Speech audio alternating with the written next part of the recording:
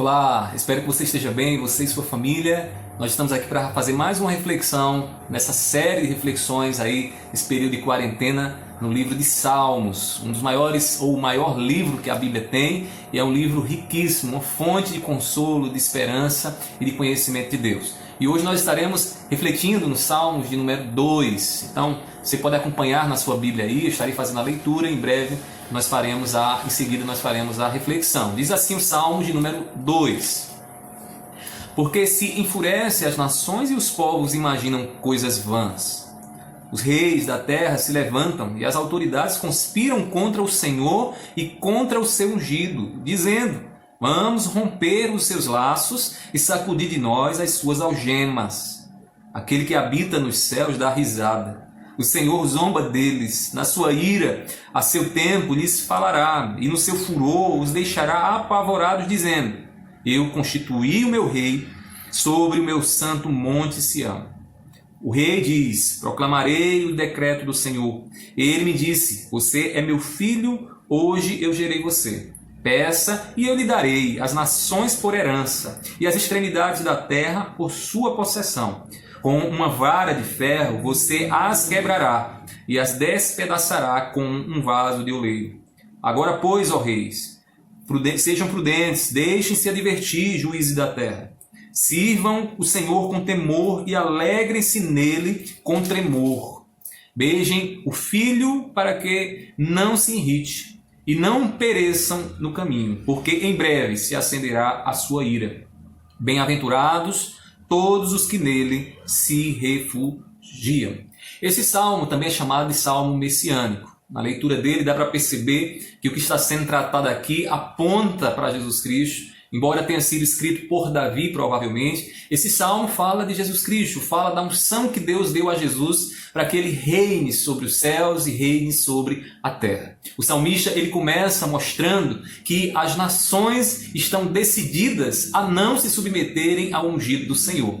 E elas começam então a pensar coisas vãs e a seguir no seu próprio caminho e a desfazer os laços com tudo aquilo que Jesus tem a ensinar, tudo aquilo que Deus revela através do seu Filho, através do seu Rei. O texto diz no versículo de número 3, o que diz as nações: vamos romper os seus laços e sacudir de nós as suas algemas. Ou seja, não queremos vínculo algum com esse rei. Não queremos saber de Cristo Jesus. Nós não queremos saber do que Jesus tem a dizer. Essas nações, esses povos, eles querem simplesmente a independência completa de Cristo Jesus, que nada mais é do que pecado, transgressão, viver uma vida independente de Deus, seguindo o orgulho do próprio coração. E essas nações que se acham fortes, essas nações, esses povos, essas pessoas que se acham fortes distante de Cristo Jesus, diz o texto de forma irônica que Deus do céu olha para elas e dá risadas. Deus olha e percebe a tolice e a insensatez daqueles que acham que podem viver distante de Deus, que podem viver bem com seus laços quebrados. Com isso, a gente entende aqui que não é boa coisa estar distante de Deus, não é boa coisa seguir o curso do nosso próprio coração. Mas bom caminho é o caminho daquele que se submete ao que Cristo Jesus tem a dizer e ele nos ensina e ele nos revela. Na continuação, no versículo de número 5 e 6, o salmista diz assim: na sua ira, a seu tempo lhes falará, e no seu furor os deixará apavorados, dizendo: eu constituí o meu rei sobre o meu santo monte Sião. Haverá o dia em que Jesus será erguido e mostrado a todas as nações, e Deus dirá do céu: esse é o meu rei, o rei que eu coloquei sobre a vida de vocês, o rei que a todo instante estive através dele falando a vocês, mas vocês não quiseram dar ouvido. E o resultado disso será a minha ira. O resultado disso será o meu juízo, quando todas as obras que vocês fizeram, em pensamentos, em atos, em atitudes, será provada, será passada em revista e o meu juízo será estabelecido. Então, no versículo de número 7, agora o rei diz, o rei ungido do Senhor: proclamarei o decreto do Senhor. Ele me disse: você é meu filho, hoje eu gerei você. Aqui fica claro para nós de que esse salmo está se referindo ao próprio Jesus, uma vez que essa passagem é mencionada em outras passagens do Novo Testamento, mostrando de que aquele que foi gerado por Deus é o próprio Senhor Jesus Cristo. Foi Deus quem gerou a Cristo Jesus, o seu Filho unigênito. Ele foi gerado, veio a esse mundo, se encarnou aqui entre nós, morreu e recebeu da parte de Deus a autoridade para governar sobre os céus e sobre a terra. E aí o salmista então continua dizendo: peça e eu lhe darei as nações por herança e as extremidades da terra por sua possessão. Deus concretiza isso através da cruz do Calvário. Quando Jesus então, depois de morrer e ressuscitado, recebe de Deus toda a autoridade sobre os céus e sobre a terra. De maneira que ele está reinando, ele está a reinar espiritualmente no coração de todo aquele que se submete. E aquele que está em rebeldia à vontade desse rei sofrerá o dano, sofrerá o juízo. Então o salmista termina fazendo um apelo, dizendo a partir do versículo 10: agora, pois, ó reis, quem são esses reis? Os governadores, aqueles que estão à frente, na liderança das nações, sejam prudentes. Deixem-se advertir juízes da terra. Sirvam o Senhor com temor e alegrem-se nele com tremor. E ele diz uma expressão: beijem o Filho. Tenham comunhão com Jesus. Não se relacione com Jesus apenas da boca para fora. Se relacione com Jesus tendo comunhão com Ele, se colocando debaixo da vontade dEle, tendo de fato um coração disposto a obedecer e a fazer a sua vontade. E aí, no fim do salmo, o salmista termina dizendo o seguinte: bem-aventurados todos os que nele se refugiam.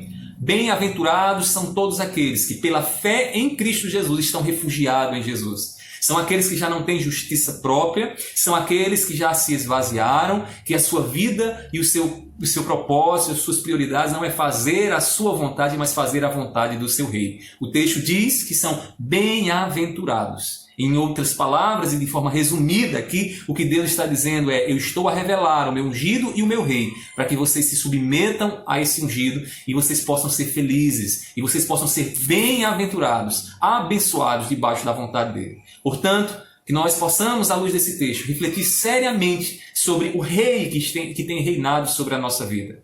Será que é Cristo Jesus, a vontade de Cristo, que tem realmente governado as nossas decisões? Será que como servos desse rei temos servido com o coração disposto, procurado fazer a vontade dele na nossa família, procurado de fato a vontade dele na nossa nação? Aqueles que são autoridade, você que está em posição de autoridade, que você possa ouvir a voz de Cristo Jesus. Porque Deus há de pedir conta a todos aqueles que estão no papel, na função de autoridades nesse mundo. Porque toda autoridade vem de Deus. E Deus há de pedir conta sobre todas as decisões tomadas.